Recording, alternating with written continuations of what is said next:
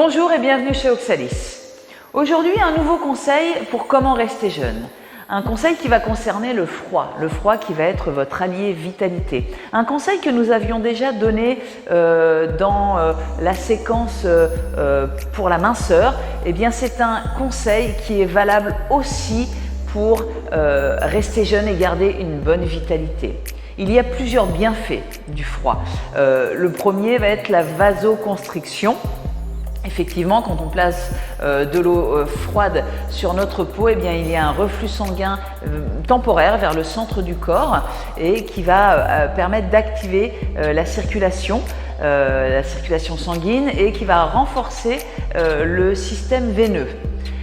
On brûle des calories également car le corps va maintenir une bonne température sur nos organes nobles, le cerveau, les poumons, le cœur, le système digestif.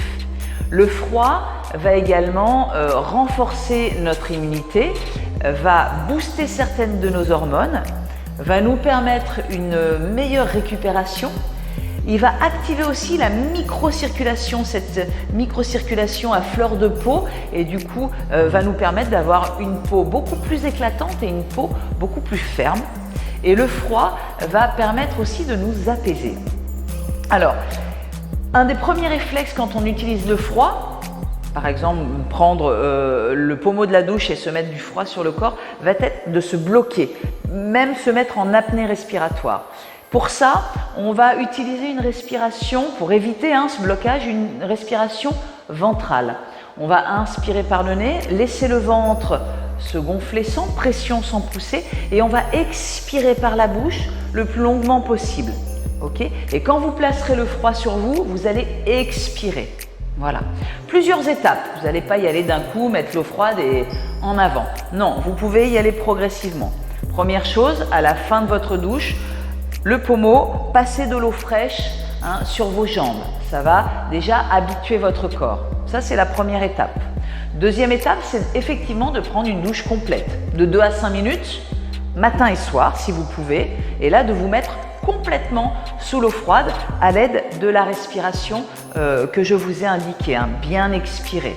Et là, vous allez voir, au fil du temps, on peut même dire au fil de l'eau, votre corps va s'habituer et vous allez presque trouver ça agréable.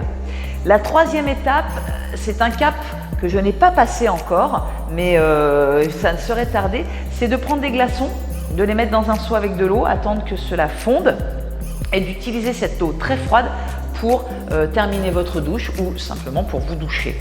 Soit vous prenez l'eau pouf d'un coup, soit vous prenez un petit récipient et vous passez cette eau très fraîche sur l'ensemble du corps.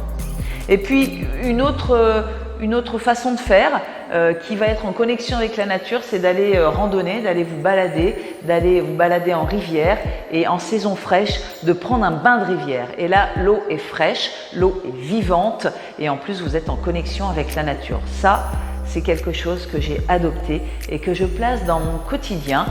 D'une manière hebdomadaire, j'essaye le week-end d'aller faire une petite balade et de prendre un bain de rivière. Voilà.